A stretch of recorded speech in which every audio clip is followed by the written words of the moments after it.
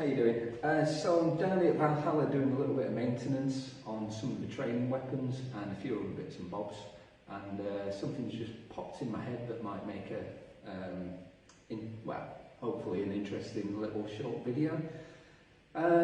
So everybody should be pretty aware of how much we talk about the sword being a tool, but what do we mean by that? So what we mean is basically don't get attached to using it as a two-handed longsword. Yeah? Don't get locked into having both hands on the hilt at all times. Now this is pretty obvious from the manuscript, because obviously we've got una mano with the longsword, loads of the stretto plays and largo plays involve taking another hand off.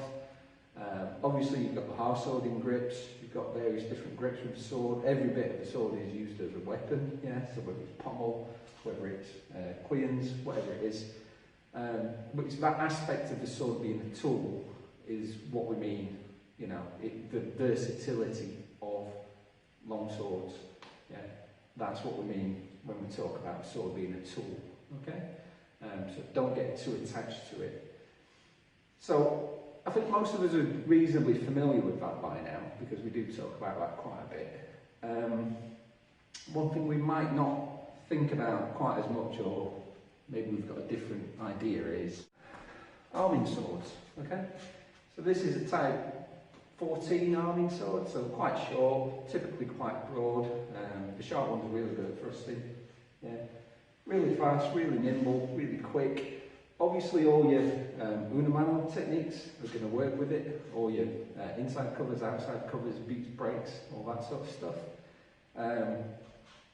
So obviously don't forget all that works.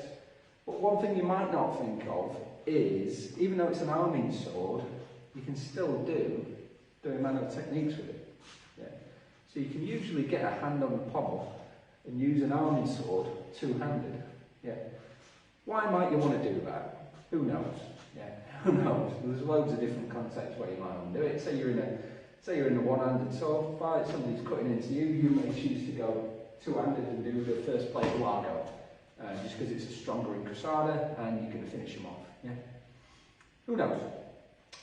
Historically, if you look at some of the manuscripts, a lot of the horseback sort of stuff where they're fighting away and we're using arming swords and shields, occasionally you'll see pictures of people with a shield or dropping a shield and going two-handed for big sort of killing blows.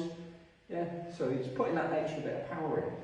So just wanted to mention that, just in case people don't think about it, or don't take it into consideration, that it cuts both ways. You can use a longsword one-handed, you can use an arming sword two-handed.